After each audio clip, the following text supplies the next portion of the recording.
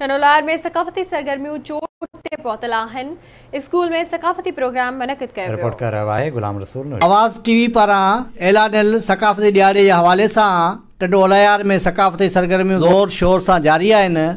उन सिलसिले में नारी सिस्टम स्कूल टंडोलायार पारां हिकु प्रोग्राम मुनक़िद कयो वियो, जंहिंमें स्कूली ॿारनि सकाफती वेस पहिरें प्रोग्राम खे 4 चंड लगाए छॾिया। प्रोग्राम में मौजूदु माण्हुनि आवाज़ टीवी सां ॻाल्हाईंदे चयो त सिंधी मीडिया जा थोराता आहियूं जे सकाफती ईद जो ऐलान कयो। हमें बहुत खुशी होती है और ये प्रोग्राम हमारा माशाल्लाह से बहुत अच्छा हो रहा है और यहाँ पूरे सिंध का ये कल्चर डे है हमारा, तो हर किसी को ये सेलिब्रेट करना चाहिए। आवाज़ टीवी वारनि जो बेन शुक्रगुज़ार आहियां जिन्हनि असांखे मौक़ो ॾिनो।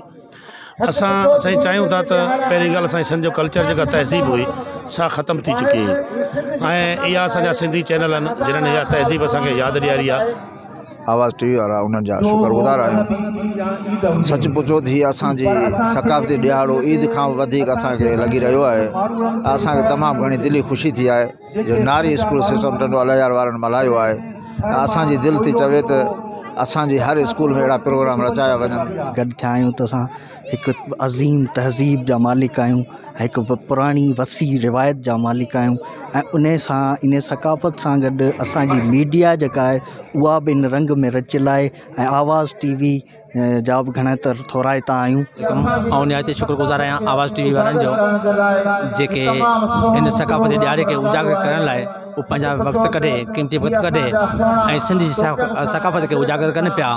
तइलीम जे हवाले सां ऐं जेके प्रोग्राम रचाया पिया वञनि। प्रोग्राम में स्कूली शागिर्दनि क़ौमी गीतनि ते टेबलोज़ ऐं क़ौमी गीत ॻाए वाह वाह कराए छॾी।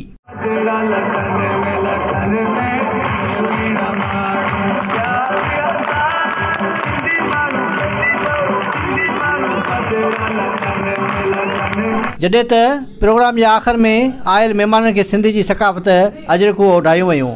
कैमरामैन बिलावल अरबाब सां गॾु गुलाम रसूल नोड़ियो, आवाज़ टीवी टंडोलायार।